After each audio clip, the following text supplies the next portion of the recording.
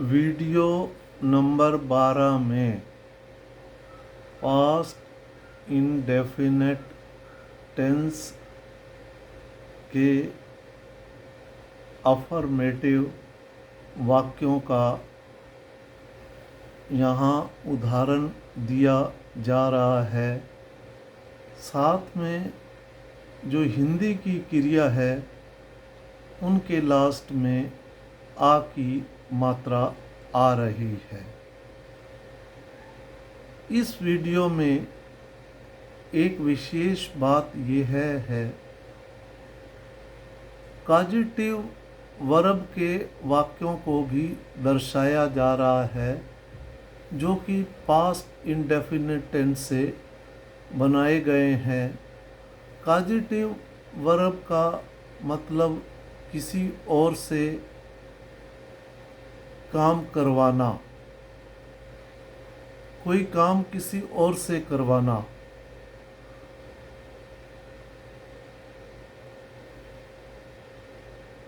जैसे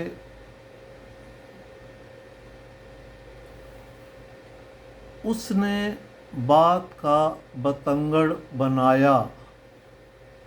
he created a फस। ए फस बतंगड़ को कहते हैं। माता जी ने खाना बनाया। Mother cooked the food.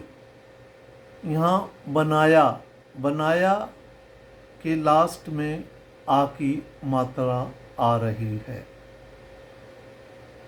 आपने मुझे इस काम के लिए कई बार दौड़ाया। यहाँ दौड़ाया इसमें भी आ की मात्रा आ रही है।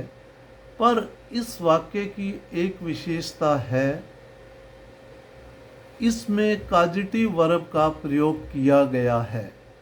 जैसे you made me run for this work several time.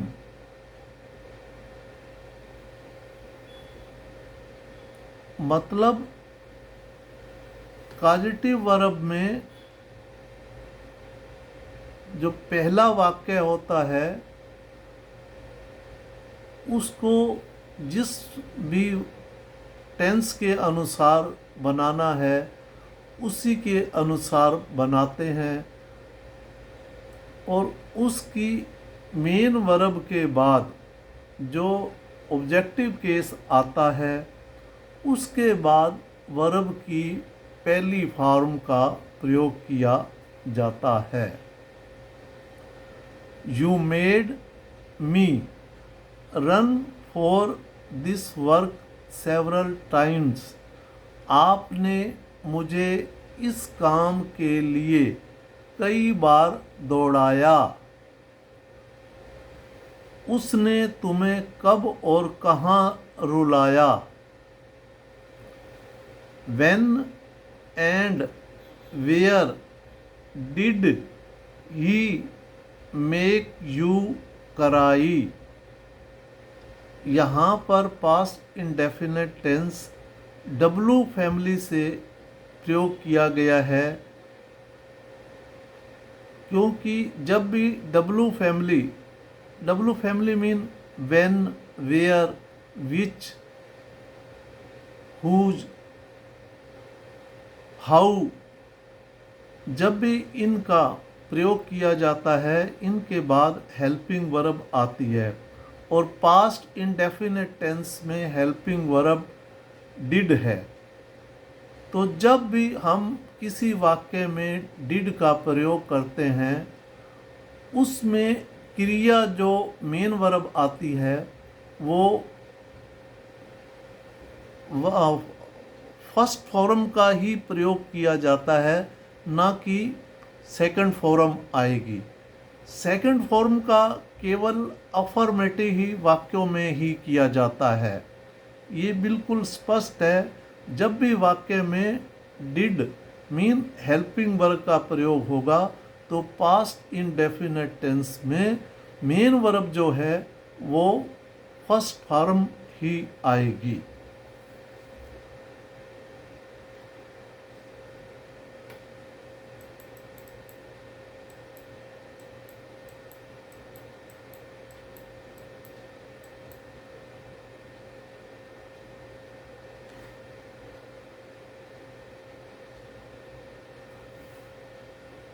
तुमने मुझे हंसाया, यू मेड मी लाफ, ये भी कॉजेटिव वर्ब है।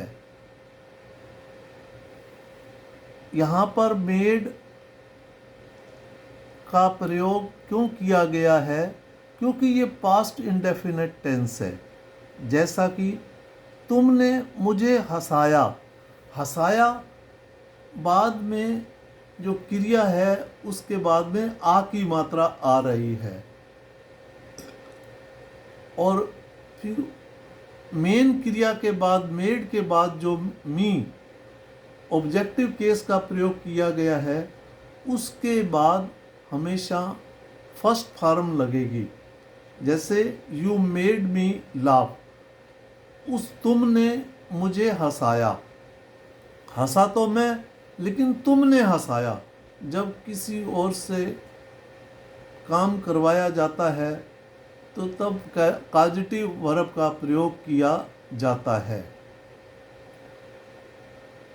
मैंने उसे साइकिल पर बिठाया, I made him sit on the bicycle, ये भी कॉजेटिव वर्ब है। का यहाँ भी कॉजेटिव वर्ब का प्रयोग किया गया है। ये वाक्य कॉजेटिव वर्ब के आधार पर भी है और पास्ट इंडेफिनिट टेंस भी है।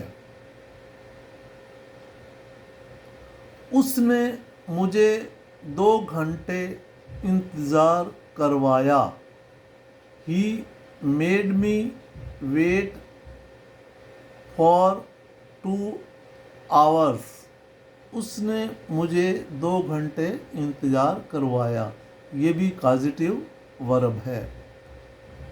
मैंने उसे पिटवाया, आई गोट हिम बीटन, मैंने उसे पिटवाया। यहाँ पर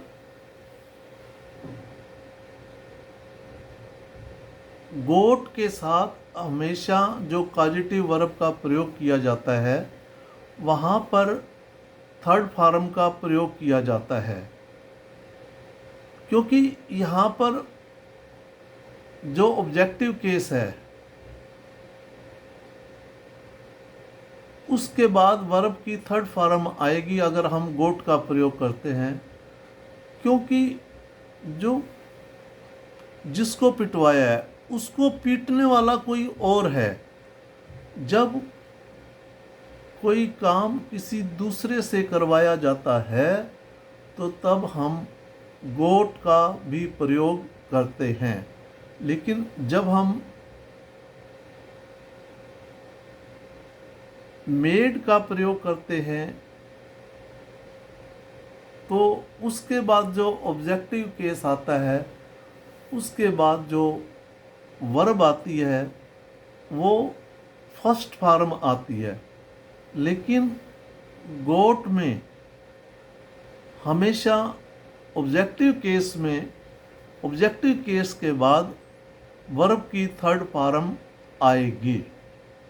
जैसे आई गोट हिम बीटन, मैंने उसे पिटवाया, उसको पीटने वाला तो कोई दूसरा है। इसलिए जब इस प्रकार के वाक्य आएँ तो तब हम कॉजेटिव वर्ब का प्रयोग करते हैं। गोट के साथ हमेशा वर्ब की थर्ड फॉर्म आएगी और मेड के साथ कॉजेटिव वर्ब के बाद वर्ब की फर्स्ट फॉर्म मतलब V1 का प्रयोग किया जाएगा। इस प्रकार यहाँ पर इस वीडियो में अफर्मेटिव सेंटेंस के साथ साथ कॉजेटिव वर्ब भी विशेषता बताई गई है। जय हिंद।